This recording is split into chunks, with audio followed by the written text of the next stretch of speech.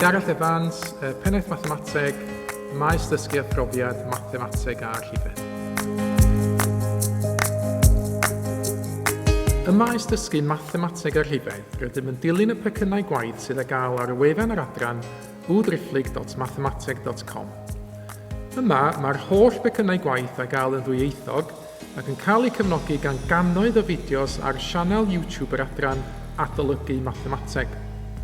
Erbyn hyn mae dros 500,000 wedi ymweld â'r sianel ac eleni bydd unrhyw elw sy'n cael ei wneud o'r fideos yn cael ei basio ymlaen i elusen Ambulance Awyr Cymru.